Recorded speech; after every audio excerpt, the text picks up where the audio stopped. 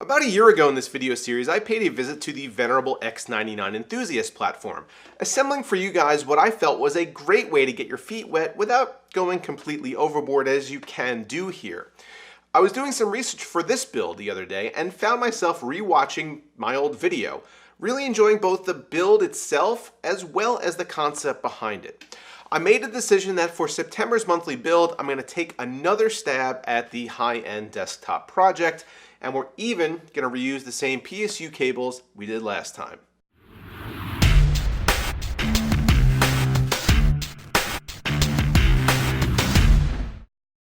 Right off the bat, let me just make it clear that we aren't going to be using the word budget here in any context that would indicate this is a cheap build. Quite the contrary, actually, as one of the major complaints about the budget X99 build last time was that the GPU was underpowered. While this was a conscious decision, as you technically don't need more than a GTX 1060 for productivity tasks, I understood the sentiment that if you're going to be building using high-end parts, why skimp on your graphics card? To that end, let me introduce you to the first part of our system today, the GTX 1080 Ti FE. I've always had a soft spot in my heart for NVIDIA reference designs, and this generation especially has really grown on me. While this blower cooler might result in slightly higher temps and a louder noise profile, I haven't come across an AIB card that feels more solidly constructed, and there's just something about the traditional silver and green design that really kind of speaks to me. Not to mention that if you're going all in on performance, the 1080 Ti is the only card to consider right now. I've decided to go small for this build, and in a video from a couple weeks ago, I reviewed the perfect micro ATX motherboard for our needs today. The EVGA X299 Micro is compact and good looking while offering appropriate power delivery, storage options, and additional features that will make it play nice with everything that we're planning here. It also has EVGA's first implementation of an RGB header if we decide that we want to light things up inside the case. The processor here was a bit more of a toss-up for me. There was really no way I was going to build with the pointless 7740X. Back when I got that chip, I initially had plans to try to put together a system using it, but after extensive testing, I realized it made little sense to use an underperforming, overheating 7700K retread when other options exist. Options like this chip, the 7800X. While AMD fans might scream that you can get 6 cores and 12 threads for far cheaper on the Ryzen side, Intel still has quite a few advantages that aren't just tied to sheer core count. For instance, my 10-core 7900X outperforms the 16-core Threadripper 1950X in Adobe Premiere and in many games, and not by trivial amounts. The 7800X will give us solid IPC while allowing us to run quad-channel memory and have more expansion room due to its 28 PCIe lanes. Speaking of quad-channel memory, this Corsair Vengeance 4x8GB kit of DDR4 3200 will do the job nicely. Vengeance memory has sort of been my go-to for solid performance, and I never really seem to run into any issues or compatibility problems. Plus, we're using the white kit here, which is a nice change of pace from the usual. Trying to keep temperatures under control in this build will be the responsibility of the Cooler Master Master Liquid 240. This AIO features an all-black design to avoid any color conflicts, and should be able to keep our 7800X cool with a 240mm radiator. Hopefully this will allow us to explore some solid overclocks without ever really worrying about overheating. Storing our operating system and other files will be Kingston's HyperX Predator PCIe M.2 SSD. This tiny stick of gum just arrived in the office the other day, and although I'll be doing a full workup and comparison test next month, I'm eager to see how it performs in an actual system in real-world tasks. As I said earlier, I'm going to be reusing the green and white Cablemod custom cables for our Corsair RM series power supply. I think it would be a shame to use these just once and never again let them see the light of day. The coloring is just too good. We'll be hooking them up to the Corsair RM750X. We're also going to be using some Corsair HD 120 RGB LED fans along with the Corsair Commander Pro control module.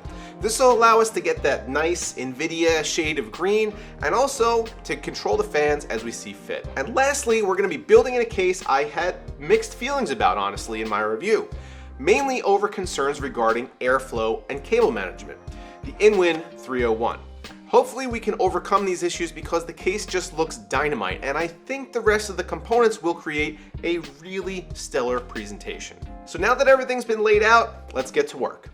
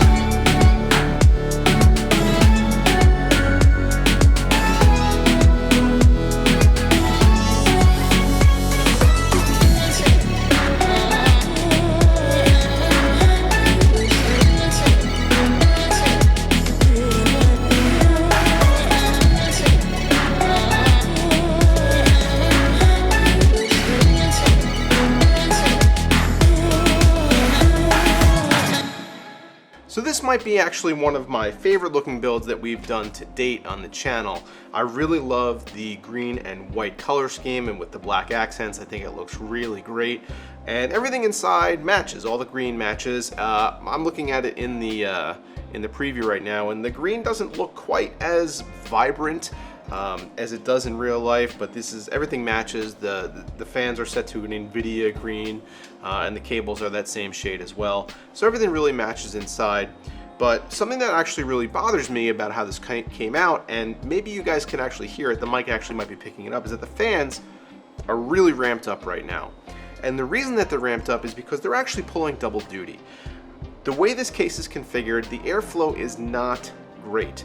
And the fact that we have all the cables jammed in the back here along the channel where the air is supposed to be able to flow freely from the front fans, that means that any air that's currently being pushed out of the case is also having to be sucked up from the bottom. So the fans are actually pulling double duty, they're exhausting and also intaking. If this was going to be a permanent fixture on my desk, if I was going to leave this together, I would certainly put 2 more 120mm fans as intakes on the bottom to try to equalize some of that pressure, try to keep the fans from ramping up so high.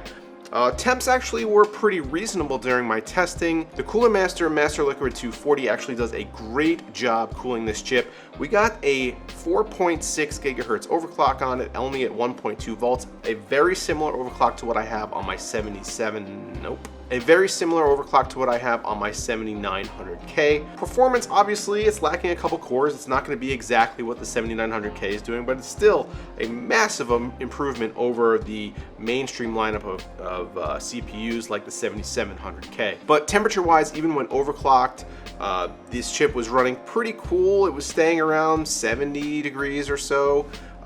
Maybe fluctuated depending on the load, some a little lower, some a little higher. But in like gaming and stuff like that, it didn't break a sweat because most of the load's going to be on the GPU. The GPU in this case, the 1080 Ti, you can't ask for better than that.